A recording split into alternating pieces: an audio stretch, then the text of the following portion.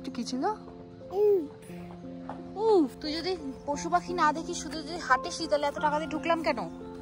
তুই রাস্তায় হাঁটতি। কি নিয়ে এসছো?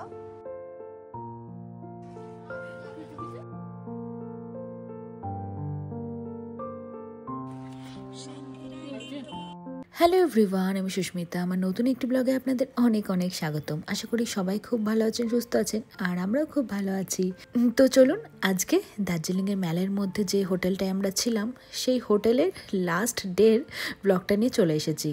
আর শেষ দিন রুমের জানলার বাইরে দিয়ে পাহাড়ের সুন্দর দৃশ্যগুলো আমি আর রোহন উপভোগ করে নিচ্ছি, কারণ কিট্টু তো ওদিকে ঘুমিয়ে রয়েছে। আর যেহেতু ম্যাডাম ঘুমিয়েছিল, তাই সেদিন সকালবেলা আমরা নিজেদের জন্য খানিকটা সময় পেয়েছিলাম। তাই তো দুজনে মিলে জানলার বাইরে দিয়ে বাইরের সুন্দর দৃশ্যগুলো উপভোগ করছিলাম এবং কথা বলছিলাম। আর তারই মাঝে ঘড়ির কাঁটা প্রায় 8টা ছুঁই ছুঁই। অমনি দরজার বাইরে টিংটং একটা বেলের শব্দ। দরজা খুলতেই দেখলাম একজন, দেখুন প্লেটের মধ্যে কি সুন্দর সাজিয়ে গুছিয়ে আমাদের ব্রেকফাস্ট নিয়ে চলে এসেছে। আর ব্রেকফাস্টটা সেদিন ছিল ফুলকো ফুলকো গরম লুচি, আলুর তরকারি, বাঙালির শ্রেষ্ঠ জলখাবারের মধ্যে অন্যতম। আহা, দেখেই তো জিভে জল চলে আসছে। এছাড়াও ছিল স্যান্ডউইচ, মশলা অমলেট, আর কিট্টুর জন্য আলাদা করে 2টো ডিম সেদ্ধ নিয়েছিলাম।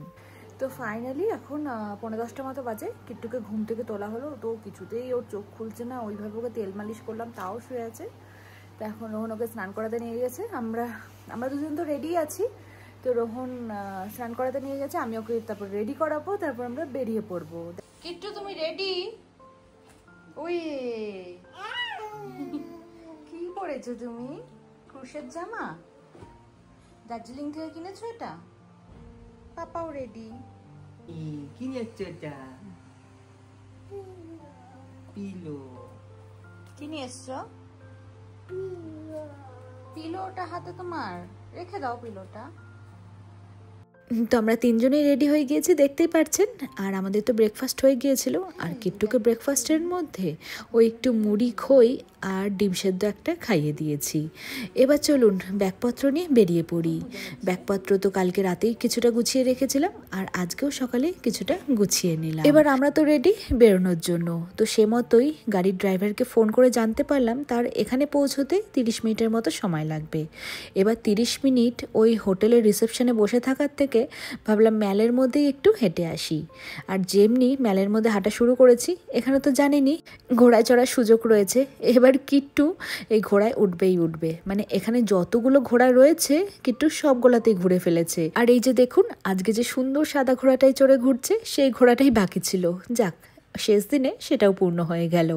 এবার 100 টাকায় তো 3 রাউন্ড ঘোরায়, আর কিট্টু 100 টাকায় 4 রাউন্ড, মানে একটা ফ্রি রাউন্ডও ঘুরে নিয়েছে। মানে কি করে পয়সা উসুল করতে হয় ও ঠিক জানে। তো ঘোড়ার পিঠে চড়া হয়ে গেল। আর এখানেই অনেকগুলো বেশ সুন্দর সুন্দর পাহাড়ি স্ট্রিট ডগ ছিল।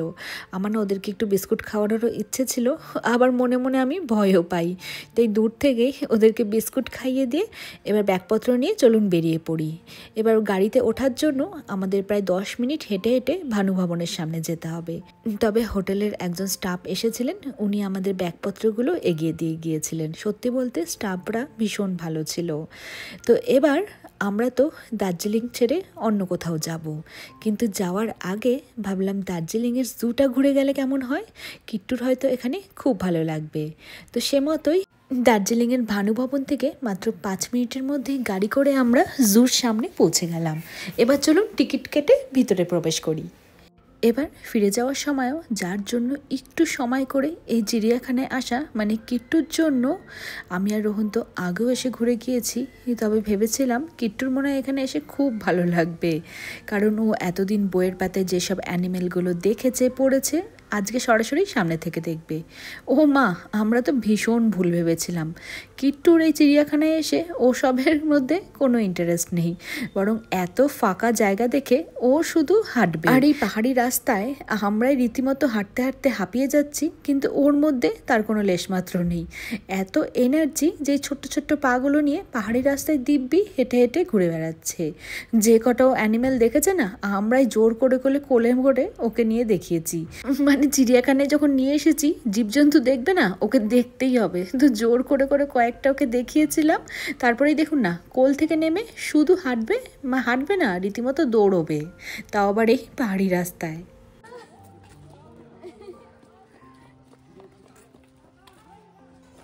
তুই যদি পশু পাখি না দেখি শুধু যদি হাঁটিস তাহলে এত টাকা দিয়ে ঢুকলাম কেন? তুই রাস্তায় হাঁটতি। চলো চলো,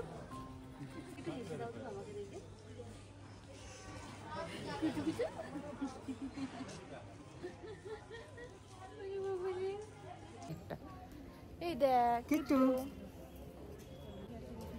যেখানে সেখানে বসবে, আবার হাসে। এটা কিট্টুর জন্য এখানে বসার জায়গা বানিয়েছিল, এটা পাহাড়ে উঁচু জায়গায় কোনায়। ও অ্যানিমেল দেখবে না, এইসব করবে, হাঁটবে আর বসবে। কি শুরু করলো? হ্যাঁ, ধরতো ধরতো ধরতো।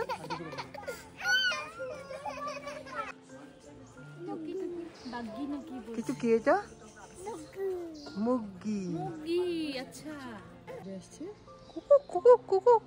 ও লেজ আছে না মাম্মা? না, লেজ, বড় বড় লেজ। উপরে উপরে কি?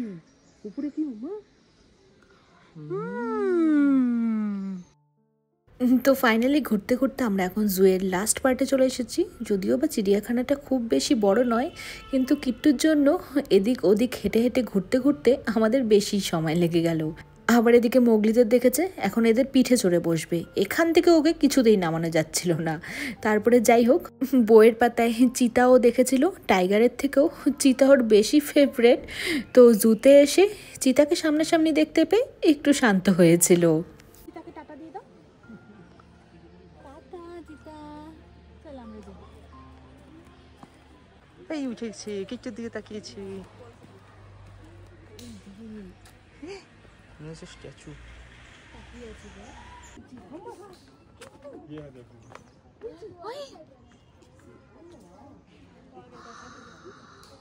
কিট্টু দেখছো মামা কত বড় সাইজের?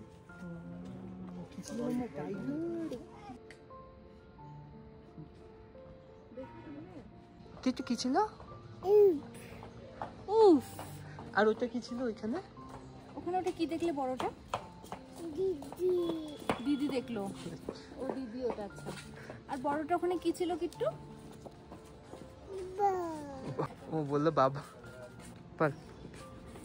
ওর যা খিদে পেয়ে গেছিল, পেটে একটু খাওয়ার পর আবার মুখ দিয়ে বুলিয়ে আসলো। না বল কিট্টু, এত পাহাড়ি রাস্তা চলে চলে আমাদের খিদে পাবে না? তাহলে উল্ফকে টাটা দিয়ে দাও। উল্ফ আসি, হ্যাঁ আসি, আবার পরে আসবো। চৌ চলে গেল। এমন জাল দিচ্ছে যে বকেও আসে না। কিট্টু কখন থেকে বলছে মাক্কি দেখবে, মাক্কি কই? মাক্কি যে কিট্টু কি এটা? কি এগুলা? তুমি সিঁড়িতে নামবে তো? মামা আমার হাত ধরে নামতে হবে।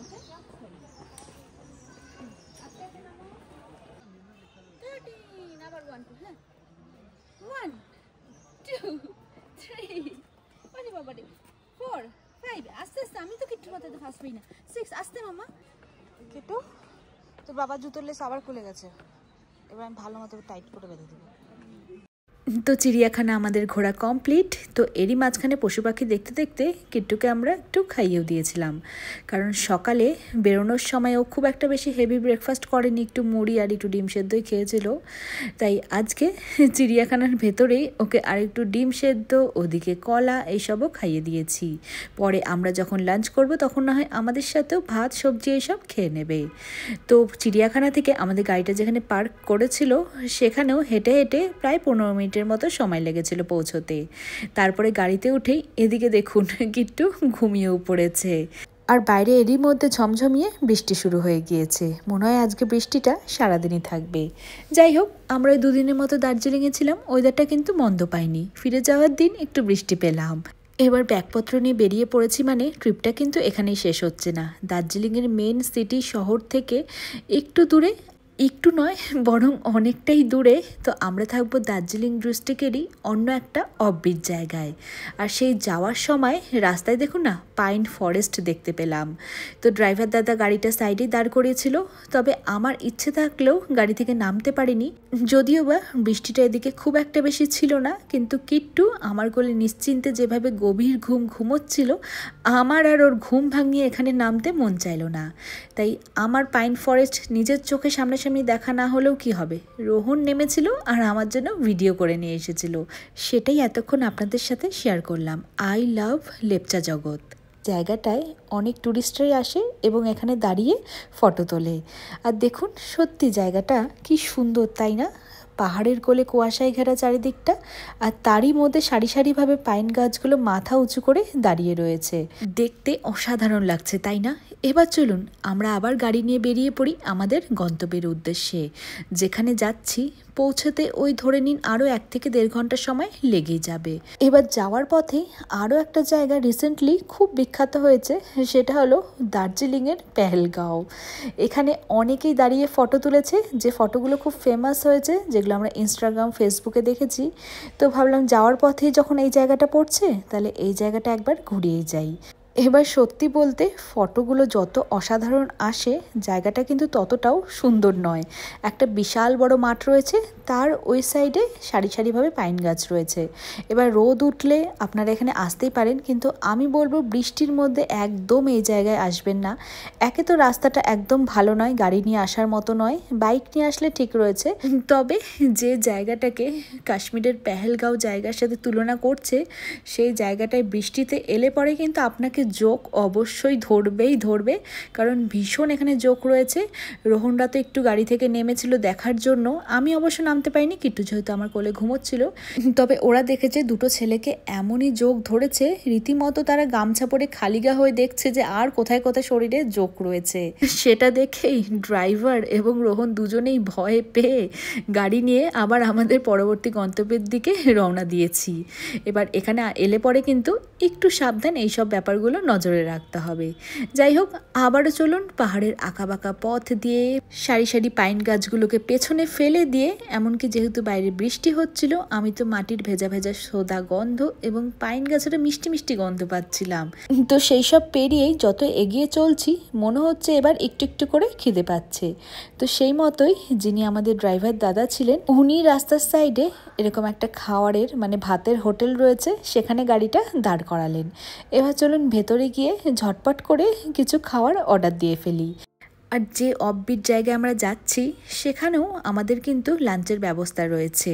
এবার পৌঁছতে হয়তো কিছুটা দেরি তো হয়েই পড়বে, তাই ভাবলাম না, এখানেই দাঁড়িয়ে আমরা খেয়ে নিই। মানে আমাদের থেকেও কিট্টুর জন্যই আরও খাওয়ার অর্ডার দেওয়া, মানে ওকে একটু ভাত ডাল সবজি এইসব খাইয়ে দেবো, তাহলে আমরাও নিশ্চিত। কারণ আমরা একটু লেট খেলে অসুবিধা নেই, কিন্তু ওর খাওয়ারের টাইমিংটা একটু মেনটেন করার চেষ্টা করি, সেটা বাইরে গেল। তো আমরা চিকেন থালি অর্ডার করেছিলাম। তো চিকেনের সাথে ভাত ডাল সবজি পাঁপড় ভাজা এইসব অনেক কিছুই দিয়েছিল, বেশ সুন্দর সাজিয়ে গুছিয়ে। আর খাবারটা না ওনারা ফ্রেশ একদম বানিয়ে দিয়েছিল, তাই অর্ডার দেওয়ার প্রায় 20 মিনিট পরে আমরা পেয়েছিলাম। এই যে দেখুন খাবার চলে এসেছে। এবার চলুন কিট্টুকে খাইয়ে দিই। ওর তো এবার সবার প্রথমেই পাঁপড়ের দিকে নজর। তো একটু পাঁপড় খাইয়ে দিলাম। আর দেখাই আপনাদেরকে এখানে কি কি দিয়েছিল। তো ভিন্ডি ভাজা দিয়েছিল, একটা সবজি ছিল, গরম গরম ধোয়া ওঠা ভাত ছিল, ডাল ছিল, চিকেন ছিল। আর নেপালিরা দেখবেন একটা সোয়াবিনের তরকারি বানায়, ভীষণ টেস্টি হয় খেতে। তো সেই সোয়াবিনের তরকারিও ছিল। তো কিট্টু তো পেট ভরে ভাত সবজি এইসব খেয়ে নিয়েছিল। আর গাড়িতে উঠে একটা কমলা লেবু খাইয়ে দিয়েছি। আমরাও হালকা ফুলকা কিছু লাঞ্চ এখানে করে নিলাম। এবার সোজা যেখানে যাব সেখানে গিয়েই পেট ভরে লাঞ্চ করে নেব। পৌঁছতে হয়তো 4টা থেকে 4:30 বেজেই যাবে। ও হ্যাঁ, আপনাদেরকে তো বলাই হয়নি, আমরা যাচ্ছি তাবাকশি। সেখানের এক অফবিট জায়গায় 1 রাত থাকবো। আর সব কিছুর ডিটেলস পরবর্তী ব্লগে শেয়ার করছি।